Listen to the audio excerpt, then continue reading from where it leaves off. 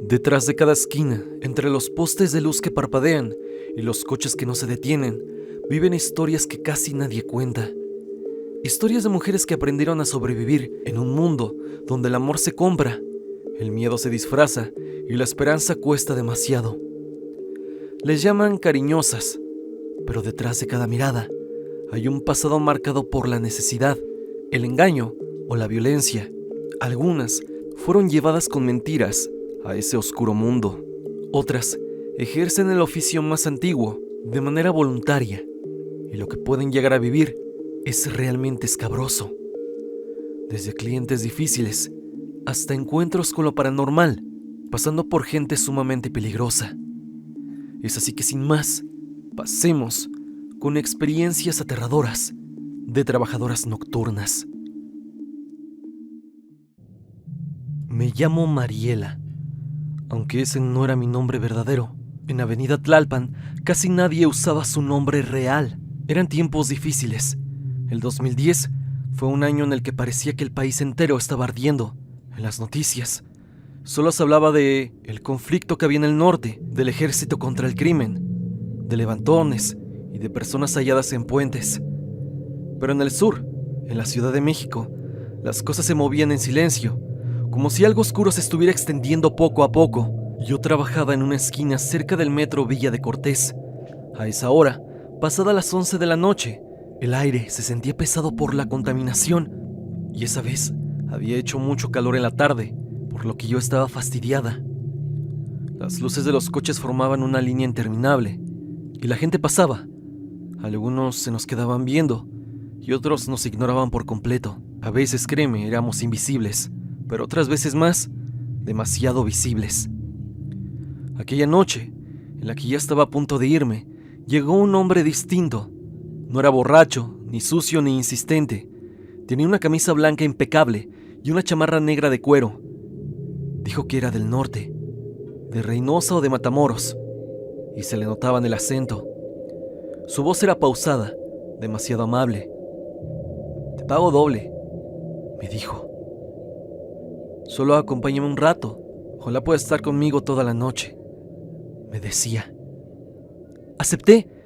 El dinero nunca era suficiente y yo ya quería irme. Subí a su coche. Era un sedán gris sin placas delanteras. Lo recuerdo perfectamente. Mientras avanzábamos por Tlalpan, noté que giraba hacia calles que no conocía. El ambiente cambió.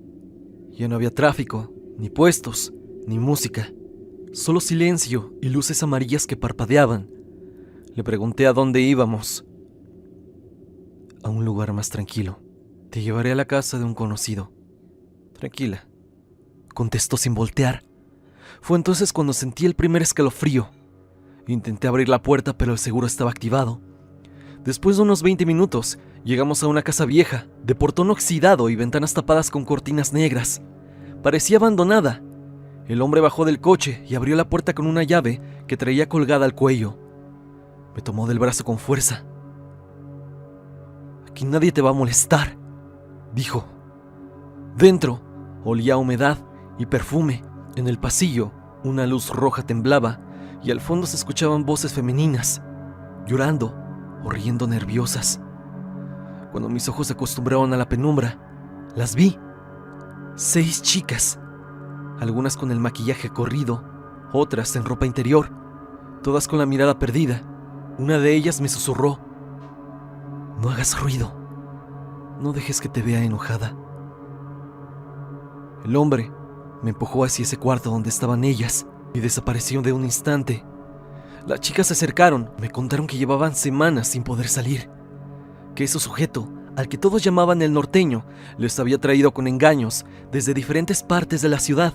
Una dijo que había sido raptada de Tepito, otras que la habían subido a la fuerza en la calzada de Tlalpan, justo donde yo trabajaba. Esa noche no dormí. Pensaba en mi mamá, que creía que trabajaba de mesera. Pensaba en lo fácil que era desaparecer en una ciudad tan grande. A la mañana siguiente, el hombre se fue en su coche. Las demás sabían que regresaría al anochecer. Una de ellas, llamada Lidia, me dijo que había una ventana pequeña en el baño, por donde entraba aire. «Nadie ha podido salir por ahí», dijo. «Pero tú eres muy delgada. Podrías intentarlo. Esperé a que cayera la noche. Fingí que tenía dolor de estómago y me dejaron ir al baño. El cristal estaba roto, con los bordes oxidados. Empujé con fuerza, raspándome los brazos. Afuera se veía un patio lleno de basura y una barda alta. El corazón me golpeaba tan fuerte que tenía miedo que me escuchara, ya que no sabía de qué sería capaz ese hombre. Caí al otro lado, en un terreno baldío. Corrí sin mirar atrás. Las luces lejanas de la ciudad eran mi única guía. Me raspé las rodillas, me sangraban las manos, pero seguí corriendo. Escuché gritos detrás de mí, pasos y el motor de un coche arrancando. Me escondí bajo un viejo camión oxidado. Permanecí ahí, temblando, hasta que amaneció. Un taxista me encontró tirada en la banqueta. Le supliqué que me llevara al metro más cercano. El señor, el cual recuerdo muy bien, que era un hombre adulto, anciano, decía que en ese rumbo donde estábamos se había escuchado de muchas desapariciones de mujeres y que según él, se las llevaban al norte para trabajarlas. Es decir, a que desempeñaran la labor la cual yo hacía. No sé de dónde habrá sacado la información ese señor, pero tenía sentido. Ese sujeto era del norte, de Tamaulipas, y seguramente era de un grupo criminal. Yo denuncié lo que pasó, pero, como te imaginarás, nadie hizo nada. Me dijeron que esas cosas eran de las que no se hablaban, que había hombres protegidos por gente poderosa. No me lo dijeron tal cual, pero prácticamente me dieron a entender eso. Las autoridades no se movieron y las chicas de esa casa nunca aparecieron. Creo que a ellas sí se las llevaron para otro lado. A veces sueño con ellas, con la luz roja parpadeando y la voz horrible de ese sujeto. Obviamente dejé de trabajar en Tlalpan. Dejé ese trabajo, pero cada vez que paso por esa avenida y veo una de esas casas viejas con cortinas cerradas, siento el mismo frío que aquella noche, porque allá adentro, quizás, todavía hay alguien esperando que llegue su turno para escapar, pero la verdad, dudo que otras corran con la misma suerte que yo.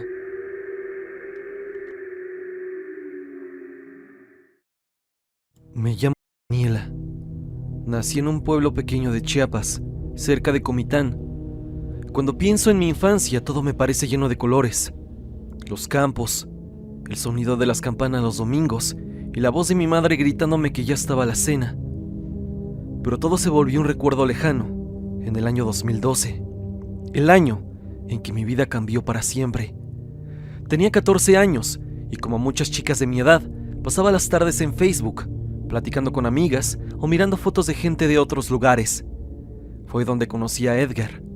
Tiene una foto de perfil con una gorra azul y una sonrisa muy bonita. Era un chico un tanto mayor y su perfil me salió como sugerencia, un día en el que simplemente estaba tonteando en Facebook. Decía que era de Villahermosa, tenía 18 años, trabajaba, supuestamente, en una tienda de celulares y empezamos a hablar, a conocernos.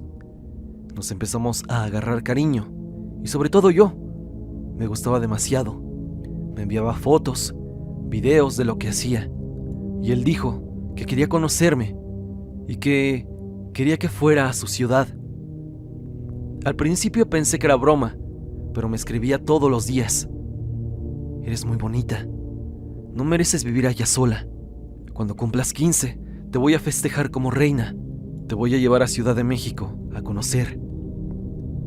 Yo era una niña ingenua, de pueblo. No tenía celular propio, ni muchas oportunidades de viajar.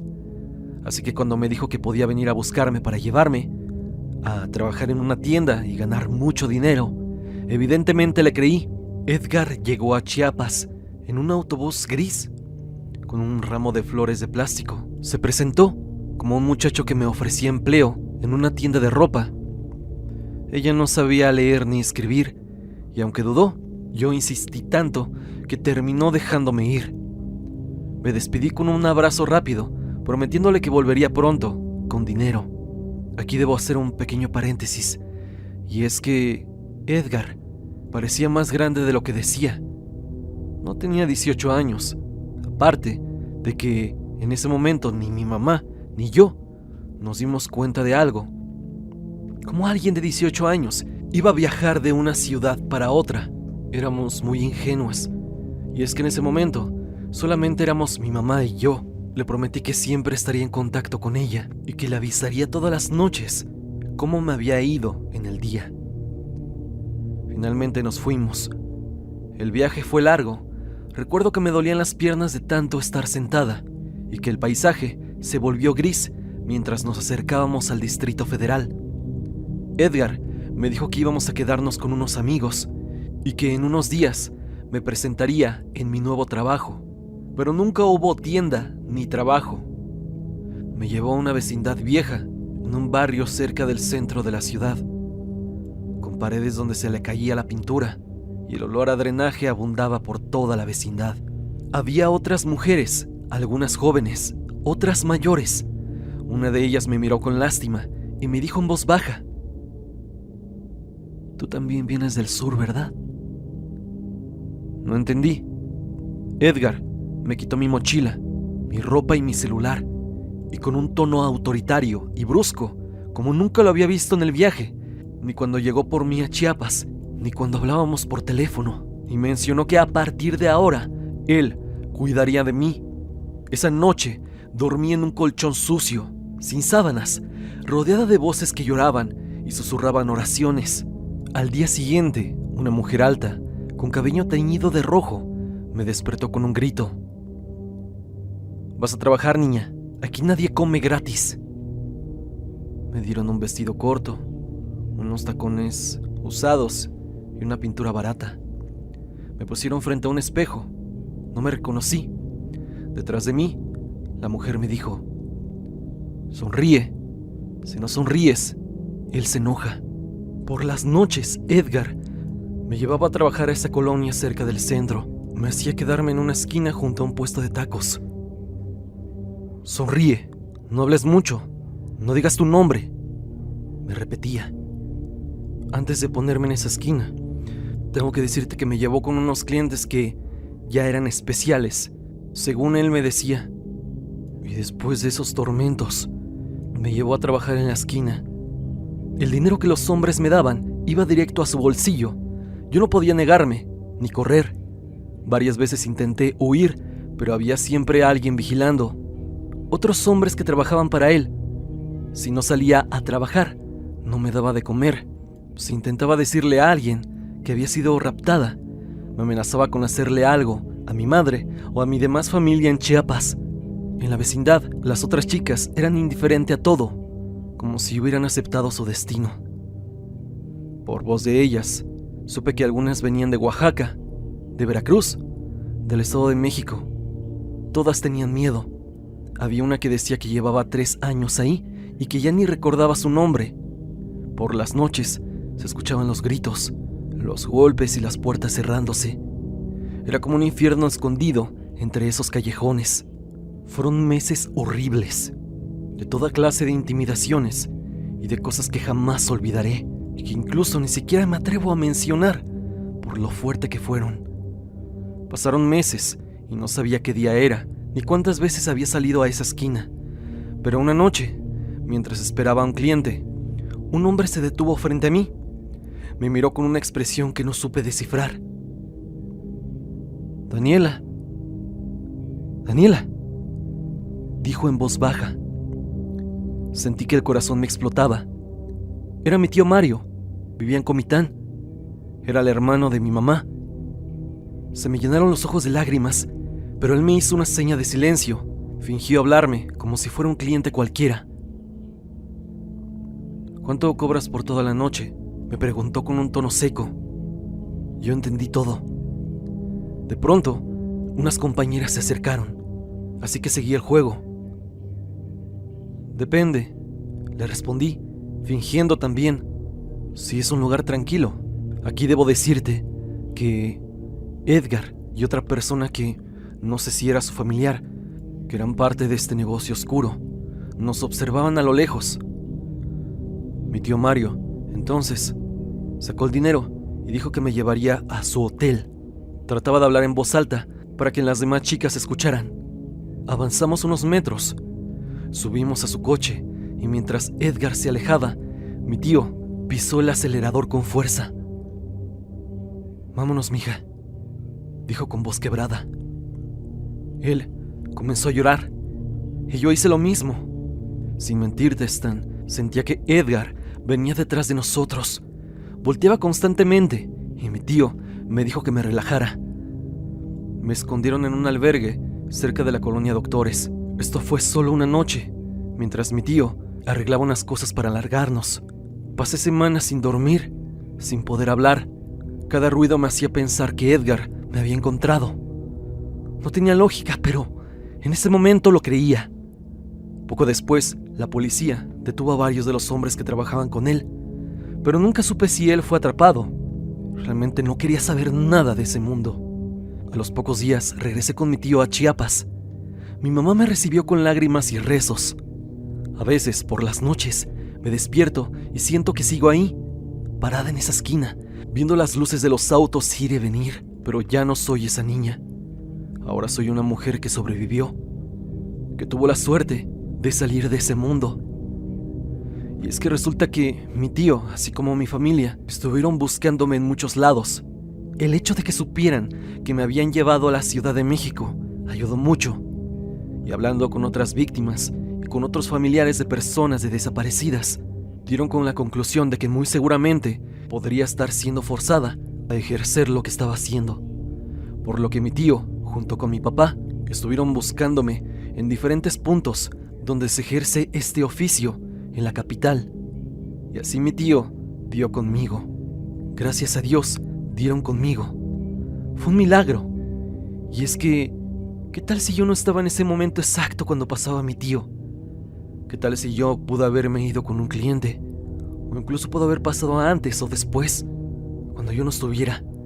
Pero pasó en ese preciso instante. Superar todo esto me ha llevado muchos años de terapia. Y en serio que por miedo no he regresado a la capital, a pesar de que he tenido la oportunidad. Me da mucho coraje cuando escucho que alguien dice que esas mujeres están ahí porque quieren. Eso me llena de rabia. Un coraje que no puedo explicar, porque nadie ve las cadenas invisibles. Nadie escucha los gritos detrás de las paredes de esas vecindades viejas. Pero yo sé que existen, y sé que casos como los míos hay por montones. Y a pesar de que esto sucedió hace mucho, no dudo ni un poco en que siga ocurriendo. A mí me salvaron, pero otras más no pueden decir lo mismo. Este es mi relato, el testimonio de una sobreviviente.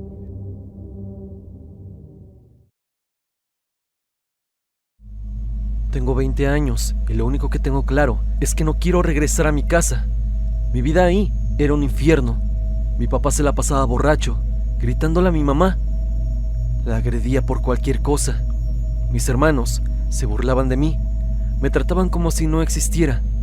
La casa era tan pequeña que todos dormíamos casi pegados, escuchando los gritos, los insultos, el llanto. Y lo peor era la pobreza. No alcanzaba ni para comer. Yo ya no podía más. Necesitaba escapar, aunque no supiera a dónde. Recordé a una amiga de la secundaria, Gloria. Hace 3 años supe por otras chicas que trabajaba en la zona roja de Guadalajara, que se había metido a eso de acompañante. No sabía si seguía lo mismo, pero tenía su número guardado. Dudé mucho antes de marcarle, pero lo hice. Sonó una vez, 2 veces, nada. Colgué, lo intenté otra vez, tampoco contestó. Esa noche, ya casi a medianoche, mi celular sonó. Era ella. Cuando escuché su voz, supe que era Gloria.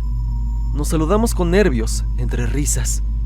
Me contó que seguía por la zona, trabajando, que le había ido más o menos bien. Quedamos de vernos al día siguiente en una cafetería del centro. Cuando llegamos nos abrazamos fuerte, como si el tiempo no hubiera pasado. Pedimos café y hablamos de todo. La escuela, tonterías que hacíamos antes, los novios, la vida. Pero yo no podía más con lo que traía adentro. Antes de que se despidiera, le confesé mi situación. Le conté de los golpes, de la miseria, del miedo, de mis ganas de salir de esa casa como fuera. Ella me escuchó seria, sin interrumpir. Luego con voz baja le pregunté si todavía trabajaba en eso. Me dijo que sí. y yo casi sin pensar le solté. ¿Crees que puedas meterme contigo a trabajar? Se quedó callada. Me miró con tristeza como si tratara de medir mis palabras. Me preguntó el por qué y le conté todo. Al final me dijo que hablaría con su jefe a ver qué decía y me llamaría en unos días. Pasó casi una semana. Una noche me marcó. «Preséntate esta noche», me dijo. «Te van a ver». Me puse la ropa más pequeña que tenía. No era gran cosa, pero hice lo mejor que pude.